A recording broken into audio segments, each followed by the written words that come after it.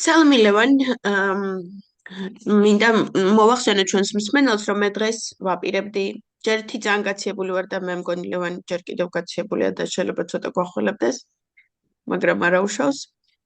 და დღეს მინდოდა მელაპარაკა დაგეგმილი ასე მქონდა, რომ იმაზე, რომ საქართველოში გაჩნდა რაღაცა ისლამი ფუნდამენტალისტების რაღაცა დაჯგუფებები თუ რაღაცა მსგავსი რაღაცაები, მაგრამ ცოტა გადავდოთ ეს თემა, იმიტომ რომ გუშინ დაგვეწია მოსკოვის მექანიზმი, ახლა განვიხილავთ მოსკოვის მექანიზმს და ამ თემას მაინც მე საერთოდ არ ვაუქმებ, ლევან, მაინც დავუბრუნდეთ და შემდეგზე რო გეცლება ვილაპარაკოთ მაგასაც.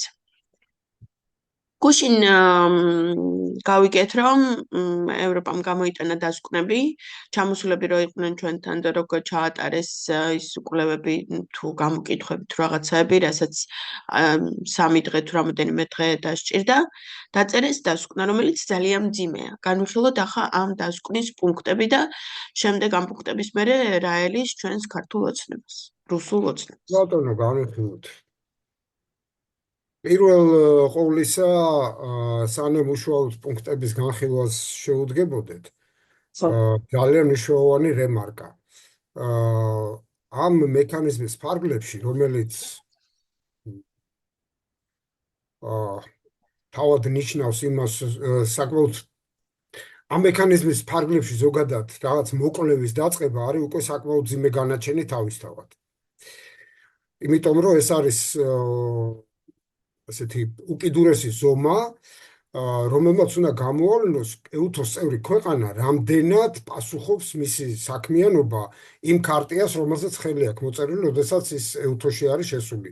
აქ არის ლაპარაკი ადამიანის უფლებების, საბაზო უფლებების დაცვაზე. არ ჩამოვთვლი ახლა ამას ნელ-ნელა მივყვებით და ვილაპარაკებთ ამაზე, მაგრამ რო გქონდეს წარმოდგენა, რაზეა ლაპარაკი. ანუ მექანიზმი ნიშნავს რევიზიას იმისა, წევრი ქვეყანა, EUTOS წევრი ქვეყანა, რამდენად პასუხობს იმ ვალდებულებებს, რომელზეც ხელი აქვს მოწერილი. გავიგეთ ეს, ხო? მე მგონი გასაგებია. მეორე, რაც ძალიან მნიშვნელოვანია და ხაზგასასმელია, ამ მექანიზმის ფარგლებში ქვეყანას, რომლის საქმიანობის რევიზიასაც იწყებს EUTOS სპეციალურად გამოყოფილი კომისია, ხო? ეს კომისია იყო აქ ჩამოსული. ის აძლევს ქვეყანას, მიმღებ ქვეყანას, კომისიის მიმღებ ქვეყანას, რომლის საქმიანობაც უნდა იყოს გამოძიებული, რომ ჩაერთოს ამ საქმიანობაში. ანუ კომისიაში მიავლინოს თავისი უფლებამოსილი პირები, როგორც წესი იურისტები და ასე შემდეგ. თანამშრომლობს, ასე ვთქვათ, გამოძიებასთან. თანამშრომლობს და უпроსტოდ ერთად განახორციელონ ეს მოკვლევა, ხო? ანუ უხეშად რომ ვთქვათ, აი უბრალოდ უпроსტოდ რომ ვთქვათ, შენ ჩამოდიხარ ჩემს შესამოწმებლად, ელისო, და მე მაქვს უფლება, რომ შენ და იმ ჯგუფს, რომელიც შენ ჩამოყვა, მოგამაგრო ჩემს მიერ უფლებამოსილი ადამიანები, ერთი რამდენიმე იქ არ არის დიდად შეზღუდული, რაოდენობა ბოდიშხდი და ასე ვთქვათ, შენ რო ატარებ მოკვლევას, აი ყველგან სადაც შენ წახვალ, აი ეს ჩემი თვალები და ყურები და პირები გამოგაყოლო, რამდენად ობიექტურად ატარებ შენ ამ მოკვლევას, თან მიაქცე ყურადღება, აი ამ წარმომადგენლებს უფლება აქვთ საქმიანობაში აქტიურადაც ჩაერევონ, ანუ თვითონ პროცესში გამოთქვა შენიშვნები. ის კი არა, რომ უბრალოდ მუნჯმოწმეებად იყვნენ და მერე სადღაც დაწერონ, რომ იცი რა, ელისო, ეს სწორად თქვა, ეს არა თქვა. არა, მათ აქვთ უფლება შენს მიერ წარმოებული მოკვლევის პროცესშივე ჩაერევონ. ეს ძალიან მნიშვნელოვანია და რატო? საქმე ის არის, რომ აი ამ ძალიან მნიშვნელოვან მომენტზე ქართულმა ოცნებამ უარი თქვა. ანუ მათ წერილობით დააფიქსირა, რომ ის ამ მოკვლევაში უშუალო მონაწილეობას არ იღებს.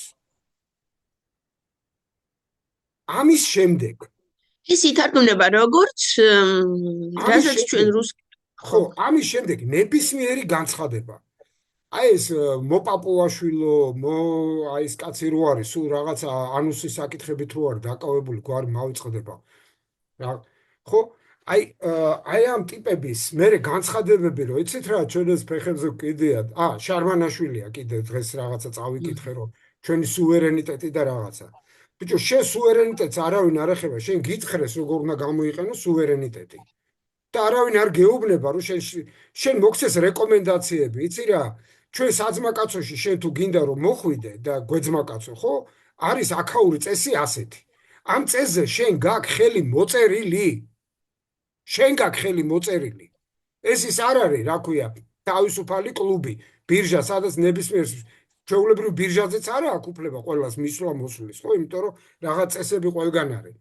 მაგრამ შენ მოაწერე ხელი. აი ღე ვალდებულებები რომ ამას გავაკეთებ, ამას. შენ ამას არ აკეთებ. ეხლა ჩვენ მოვედით მაგის შესამოწმებლად.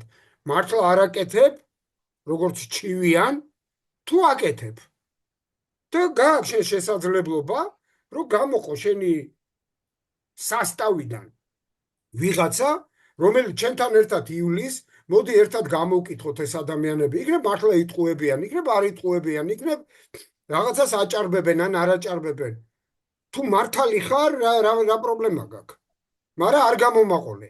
არ გამომაყოლე და იმის მერე ლაპარაკი რომ ეცი რა, მე ეს რომ ჩამოვიდა და იმისი ნალაპარაკები არ მაინტერესებს და რა მაგის საქმეა, ჩემ საქმეში ცხვირის ჩაყოფა და ასე შემდეგ. კაი ჩემო ძმაო, როგორც იტყვიან. მაშინ ის ადამიანები მიიღებენ თავის გადაწყვეტილებებს, ხო? და მე გაგიკვირდება. მე არის წუწუნა. ხო, ისინი რა გადაწყვეტილებას მიიღებენ? არანაირი გადაწყვეტილება არ იქნება იმის თაობაზე, რომ აქ ვიღაცა შემოვარდეს, გაგკოჭოს და წაგიყვანოს. არ იქნება თუ ხოცებს აქვთ იმისი ილუზიები, რომ აქ რაღაცა მადუროს და იმის მაგვარი ამბავი მოხდება ირანის ან ვენესუელას მაგვარი, არა. მაგრამ შეიძლება მოხდეს უარესი მათთვის.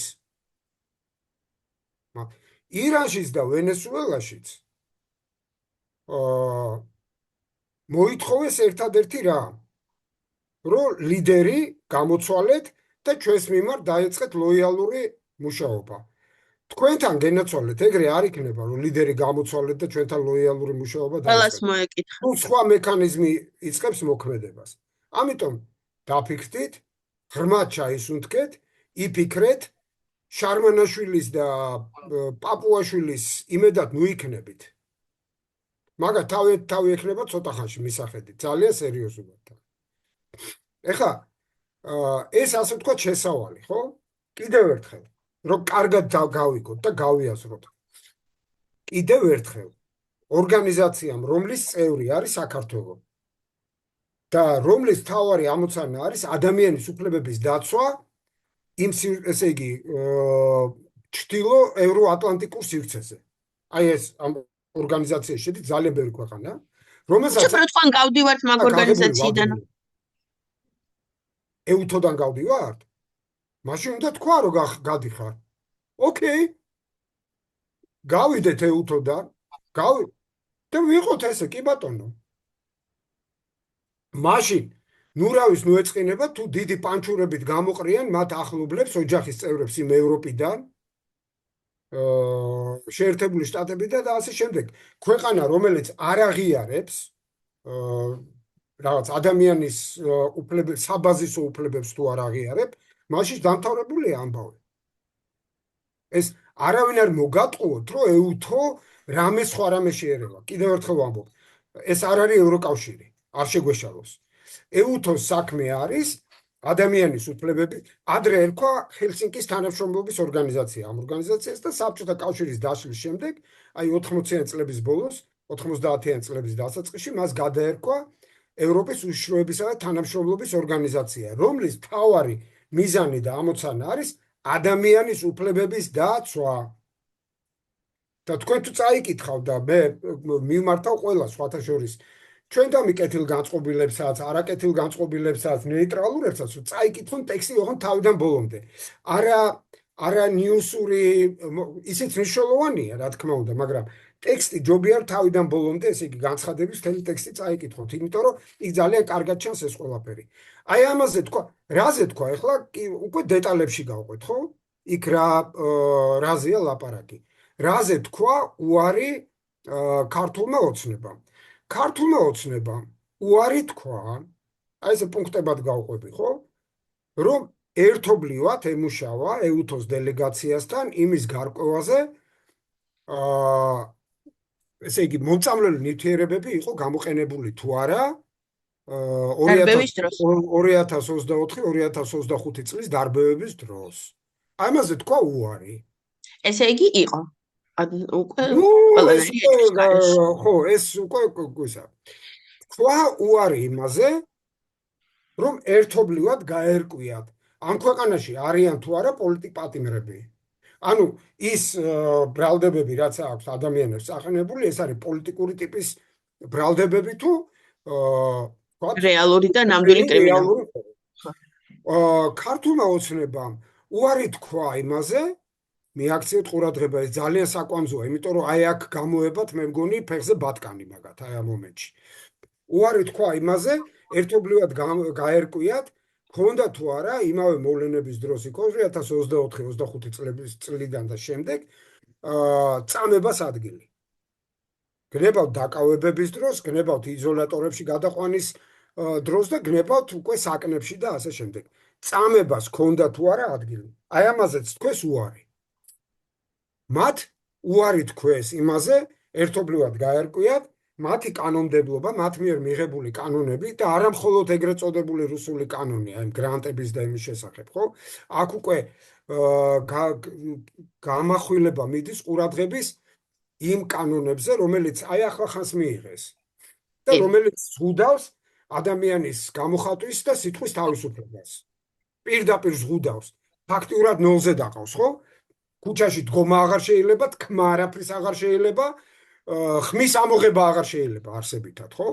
ყველაფერზე არის თავიდან იყო ჯარიმები და ახლა არის პირდაპირ ციხე. ასე არ არის? თქვენ თუ მთავრობი არ ამბობთ, რომ მთავრობა ლეგიტიმურია, ანუ ნეიტრალობაც კი დასჯადია, მიხვდით, მიაქციეთ ყურადღება. ნეიტრალობაც კი დასჯადია რა. აი შენ მოხვედი მეკითხები, იცი რა, მთავრობა ნეიტრალურია? არ გეუბნები არაფერს, არ გპასუხობ. აი ეგეც დასჯადია. ამიტომ გეუბნები, მოდით ამაზე გავიაროთ ერთად ექსპერტიზა. საუბნა გავიაროთ ერთად ექსპერტიზა, ანუ ეს კანონები მოდის თუ არა ცივილიზებული სამყაროს მიერ აღიარებულ იმ კანონმდებლობასთან, რომელიც ადამიანის უფლებების დაცვას ემსახურება, ხო, არის ვენეციის კომისია, რომლის წევრი არიან, რო კითხო. მაშინ იქიდანაც გამოდი რა ზიხარ იქ. მაშინ გამოდი ადამიანის უფლებათა სასამართლოდან, რა ზის ის ბატონი ჭანტურია იქ. კარგია, ხო, სტრასბურგში ჯდომა, კაი ხელფასი და ფიგრული ამბები, არა? კრუასანები დილაობით. კარგია, რომ ყველა ამ სტრუქტურაში ყავთ დამკვირვებლები, ელჩები და ასე შემდეგ? კარგია? თავიანთი პატარ-პატარა იქ აპარატებით და იმეებით და შოპინგებზე რო დარბიან. კარგია? თქვი, დაწერეთ დუავები და წამოდით, კი ბატონო, და წადით აშხაბადში. გელოდებიან გაშლილი ხელებით იქ. თუმცა იმ აშხაბადსაც ის ევროპა უნდა უკვე. აი ამ ასე თქვა, აი ესე მოხაზე ახლა, აი ამაზე და იმ უამრავ სხვა დარღვევაზე კიდე, რომელიც ამ ხელისუფლებამ ჩაიდინა ამ პერიოდში, ხო? აი ამ დარღვევების ერთობლივ მოკვლევაზე თქვა უარი. უკელებლივ ყველა ტიპის. უკელებლივ. ყველა ტიპის მოკვლევაზე თქვა უარი. ქართულმა ოცნებამ. ოკეი? აქედან დასკვნა თქვენ თვითონ გამოიტანეთ, რატო თქვეს უარი და თუ თქვეს უარი, რამდენად მართლები არიან საკუთარ სინდისთან არა, მათ სინდისი არ გააჩნიათ საერთოდ, ეგ უკვე დადგენილი ფაქტი არის. თქვენთან მაგ მიმართულების მომხრეებს მიმართავ ახლა ამ შემთხვევაში, თქვენთან რამდენად არიან მართლები და კეთილსინდისიერები, რამდენად სიმართლეს გეუბნებიან. როცა გეუბნებიან, რომ იცით რა, ჩვენ ის მაგას ფასი არა აქვს, რას არა აქვს, ბიჭო, ფასი. რას არა აქვს, ფასი. პირდაპირ წერია, რომ თუ დადასტურდა. ესე იგი, დადასტურებაზე აღარ არის ლაპარაკი, ეს არის ფაქტი, საქმე შეკერილია, წასული არის, ხო? ეხლა შემდეგში ამ ფაქტებზე რეაგირება შეიძლება მოახდინოს როგორც ეუთომ, როგორც მთლიანად. ეს რომელიმე ქვეყანა. ასევე აი აქ იწყება თავდავიწყება, როგორც იყვიან ხოლმე, ხო? ისევე ეუთოს წევრმა ყველა ქვეყანამ დამოუკიდებლად. მაგალითად, არ ვიცი, რომელ ქვეყანაში უყვართ ყველაზე მეტად კოცებს სიარული, ხო არ გახსოვს ელისო? ალბათ იტალია, საფრანგეთია რაღაც ეგეთი, ხო? სვეტსკატი. კი, ეს ფართო მასშტაბის კოცებს და ძალიან ესეთებს უფრო ბრიტანეთი? ბრიტანეთი, ხო. ოკეი, მოდი პირობითად ვთქვათ რა, იტალიასა და ბრიტანეთს შორის საფრანგეთია, იქაც დადია, ხო? მოდი. შუაში. ხო. საფრანგეთს შეუძლია და საფრანგეთს თავი დაანებეთ ნებისმიერ ჩეხეთს, ნებისმიერ ბულგარეთს.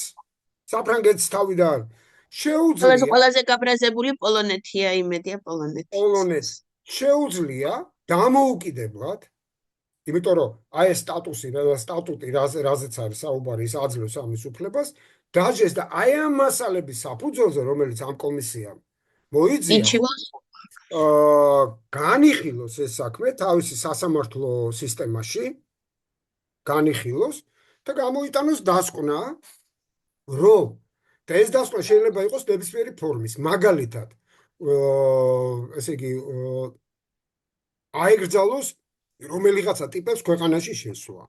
ეს ყველაზე რბილი გადაწყვეტილება იქნება.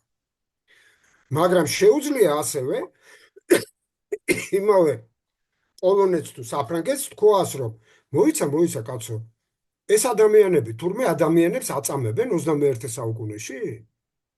ეს არის ყველაზე მთავარი და რომ წავიდეს ჰააგაში. პოლიტიკური ისენი ყავთ, რა ქვია, პოლიტიკური პატიმრები ყავთ? მოიცა, აბა მოდი ახლა ჩავიხედოთ ჩვენს კანონმდებლობაში, გულისხმობ ლოკალურში, ხო, პოლონურში თუ ფრანგულში. რას ლაპარაკობ?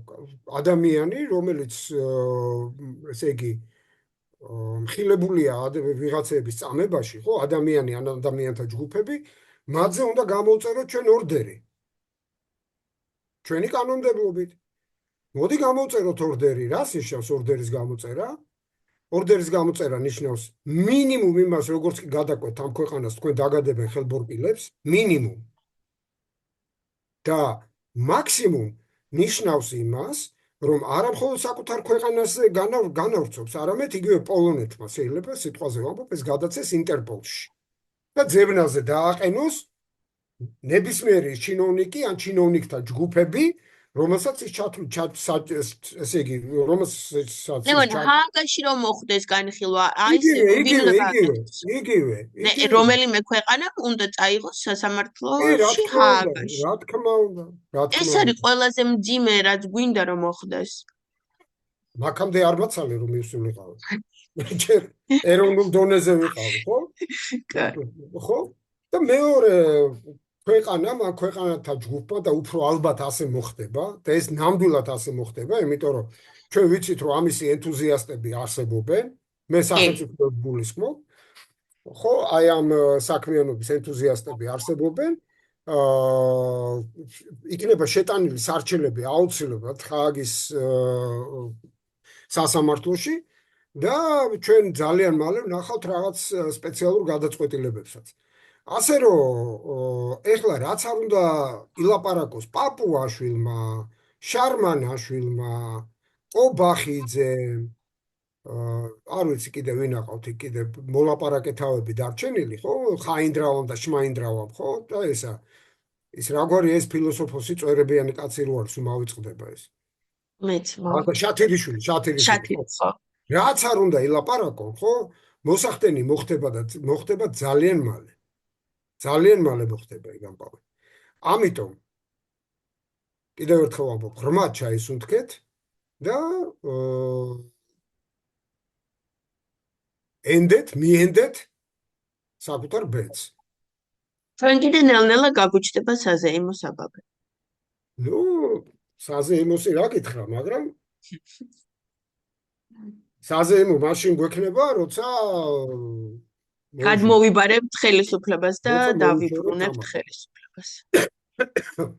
სხვათა შორის, იქ რეკომენდაციებში წერია, მითითებულია, რომ აი ამ ძიმე სიტუაციიდან გამოსავალი ერთად შეიძლება იყოს ვადამდელი დემოკრატიული და ასე შემდეგ არჩევნები.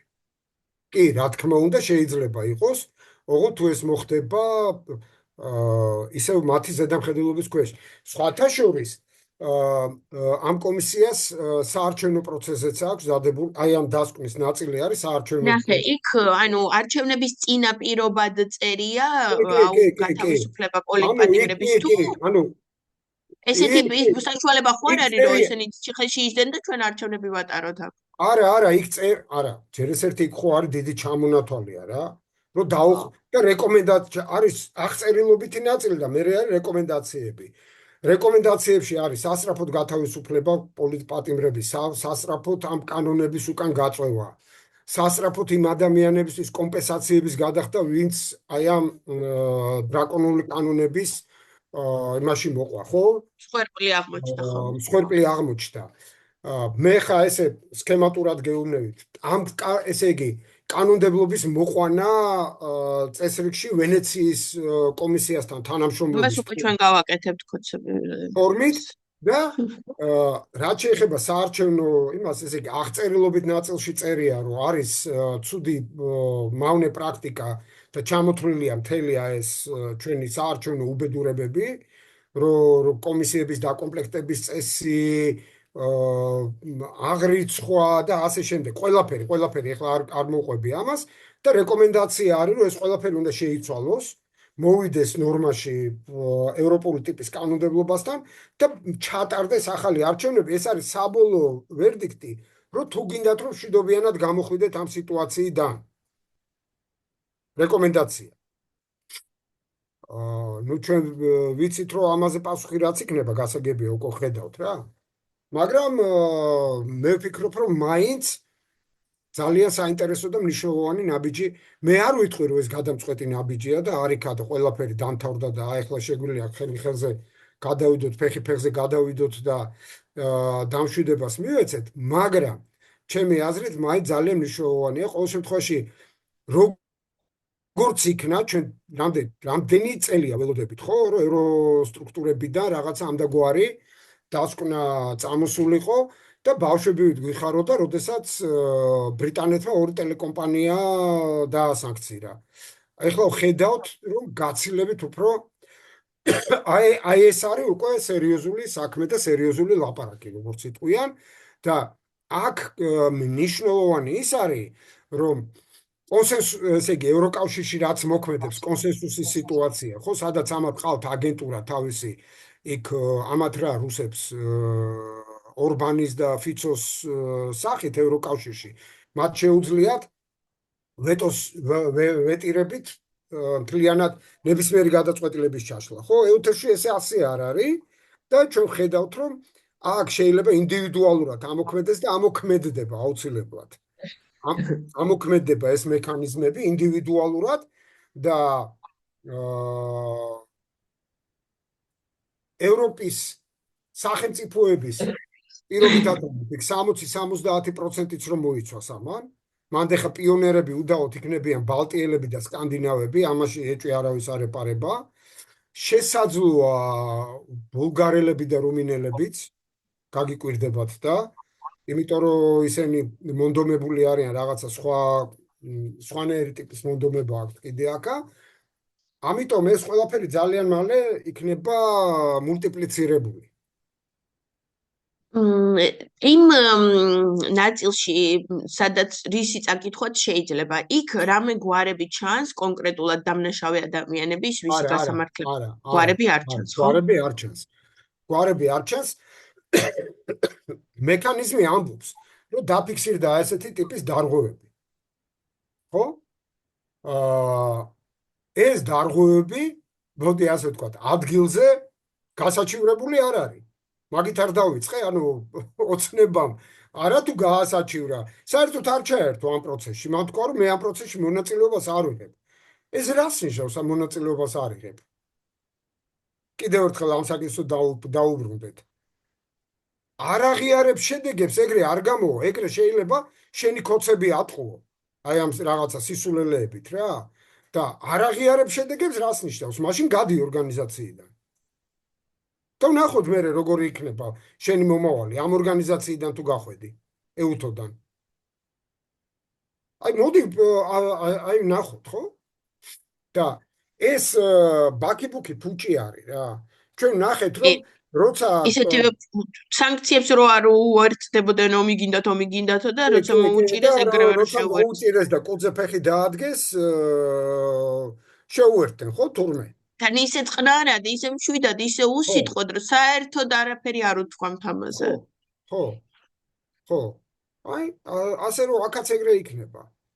აქაც ესე იქნება. პირველივე სისხლის სამართლებრივ დევნაზე, რომელიც წარმოიქმნება რომელიმე სახელმწიფოში, სანამ ჰააგამდე მივა, მე გეუბნებით, როგორი იქნება სავარაუდოდ პროცესი. ჯერ რამოდენიმე ქვეყანა სავარაუდოდ სოლიდარულად დაიწყებს ამ პროცესს თავიანთი ეროვნული კანონმდებლობის დონეზე და შემდეგ შეიტანს საჩივარს ჰააგის საერთაშორისო სასამართლოში. აი პირველივე ეტაპზე ნახავთ ამათ წუწუნს და აი ამ სიაფანდობას რა. და ისი ძალიან სიმბოლურია, რომ რუსულ ოცნებას მოსკოვის მექანიზმმა მოუღო ბოლო თუ დაიწყო ბოლოს მოღება. დაიწყო. ბოლო მოუღო, ნუ გავასწრებთ სიტუაციას. თვითონ სახელსაც როგორი ისა მნიშვნელობა, მაგრამ რუსებს მოსკოვის მექანიზმით მოეღოთ ბოლო. კი. ასე რომ ეს ძალიან მნიშვნელოვანია და მე ყველას ვუსურვებ წარმატებას. ჯერ მინდა როგორც რიგითმა მოქალაქე მადლობა გადაუხადო აი დელეგაციას გაწეული სამუშაოსათვის და აბსოლუტურად სწორი დასკვნებისათვის და ძალიან მიუხედავად იმისა, რომ მოკლევადიანი იყო ეს, ცოტა ხანი იყვნენ, ახლა იმისთან შედარებით რომ ამდენი რაღაცები დაწერეს, შეიძლება ჩათვალოთ, რომ ცოტა ხანი იყო, მაგრამ ასაგებია, მაგრამ ამ ადამიანებს კომუნიკაცია ჰქონდათ მანამდე არა? ხო, ანუ მთელი ეს წლები გროვდებოდა, ეს ყველაფერი გროვდებოდა, ეს არ იყო სამ დღეში გამოკლებო. დასკვნა და ეს რეკომენდაციები მხოლოდ აი ამ ვიზიტის საფუძველზე არ არის შედგენილი. ხო, ეს იყო ასე ვთქვათ ბოლო წერტილი მაგ ყველაფერი წლები. რა თქმა უნდა, ამდენი განხილვა არის. კი, ფორმალურად სხვა ორგანიზაციებია, ეუთო, ევროკავშირი, ევროსაბჭო და ასე შემდეგ, მაგრამ ისინი ერთმანეთის დოკუმენტაციას და ერთმანეთის განხილვებს ხო უყურებენ და რელევანტურად მიიჩნევენ, არა? რაც სიტყვაზე ვამბობ, რაღაც განხილვა მიდის ევროსაბჭოში, ხო? და რაღაცა რეზოლუცია გამოდის იქა, ის ბუნებრივია ეუთოსთვის უკვე ძლიერი დოკუმენტია, არა? ის იმ საკითხს ხელმეორედ აღარ უბრუნდება. Რაღაცზე უნდა გამოიძიოს ის, რაც ავტორიტეტულმა ორგანიზაციამ გამოიძია, ხო? ის საქმეში იდება როგორც ერთი кейსი. აი ახლა ცალკეულმა ქვეყნებმა რო პროცესები უნდა თავის ეროვნულ საკანონმდებლო დონეზე რო უნდა დაიწყონ, ისინი რაღაცების გამოსაზიებლად ხო იქიდანაც ხო უნდა ჩამოვიდნენ მერე ჯგუფები, რო აქ პიროვნებები დადგინდნენ ვიღაცები რაღაცაზე, ან დაიკითხნონ, ან მოწმეებად დადგნენ, ან რაღაც. ეს ყველაფერი ისევ ჩიგნით საქართველოში რაღაცა პროცესი ნაწილი არ იქნება. ეროვნულ საგამოძიებო იმებს ესენი არ შემოუშვებენ. ამისთვის უნდა აბსოლუტურად მზად ვიყო. ამაზეც უარს იტყვიან, კი. რა თქმა უნდა, ამაზე უარს იტყვიან. უბრალოდ არ შემოუშვებენ. არ მიცემენ სიტყვაზე ვამბობ, იქ არ ვიცი, პოლონელ გამომძიებლებს იმის საშუალებას აქვს ჩამოვიდნენ და ვიღაცები დაკითხონ. მაგრამ ეგეც საქმეში იდება, ხო? ესეც ხო ეს ხო განაცხადია, რა? ეს პროცესი აჩქარებს თუ ამის საშუალებას არ მაძლევ პირდაპირ ვერთიანდებს და მივდივარ ჰააგში. მე მივდივარ ჰააგში და მე უკვე იქაური პროკურორები გახსოვს ის ფატი მანსუდა და ვიღაცები აქ რო ჩამოდიოდა, ხო გახსოვს? ხო. აი ეგეთი ფატი ჩამოვა. ოღონდ ეხლა ამჯერად უკვე იმ საკითხი ხო ნორმალური ფაქტი ხო? ხო, იმ საკითხი არა, საქართველოს დაიწყო თუ არა, ხო? ეხლა უკვე სხვანაირი ტიპის საკითხებით დაინტერესდებიან ისინი და ძალიან მალე ჩვენ ძალიან საინტერესო პროცესების მოწმენი გავხდებით. ძალიან საინტერესო პროცესების გარწმუნებით. კი ბატონო, და მე მინდა რომ ის არ მოხდეს, რომ ამასობაში ამათმა მოასწრონ უნივერსიტეტებისთვის ბოლოს მოღება. ილიაუნისთვის და ილიაუნს ალბათ ვერ მოასწრებენ, მაგრამ აი მიშას პროცესს რომ იაბეს ალასანიას უნივერსიტეტი, საქართველოს უნივერსიტეტი, ეს ძალიან ცუდია და იმედია ეს ვერ მოესწრება. ძალიან დიდი იმედი მაქვს, რომ მაგას ვერ მოასწრებენ ფიზიკურად. ეგ თვითონ მათთვისაც ძალიან პრობლემური თემა არის, ესე მარტივი არ არის. ესე მარტივი არ არის ამ საქმის ესე გაკეთება. ნუ ჩემს აზრს მოგახსენებთ, ეხლა არ შევალ ფინანსურ რაღაც საკითხების განხილვაში. აქ. ხო. მაგრამ ეგ თემა არ გამოვუვათ რა, ერთ სიტყვით. იმედია, საქართველოს ხო. უნივერსიტეტთან დაკავშირებული საკითხი არ გამოვუვათ, კი ბატონო. კარგი, დიდი მადლობა ლევან და მომავალი შეხვედრა შეგვიძლია უკვე ორშაბათს რომ დავგეგმოთ თუ ჯერ არ გაქვს ამის საშუალება რომ გაიმორიტი მაქვს და წვალობ ხედავ როგორ იქნება იმის მიხედვით. კი ბატონო. კაი, კვირას შეგეხმიანები და ვილაპარაკოთ თუ გამოგივა და ვისაუბროთ მერე ისლამის ფუნდამენტალისტებზე საქართველოში. კი ბატონო. მომავალ შეხვედრამდე. აბა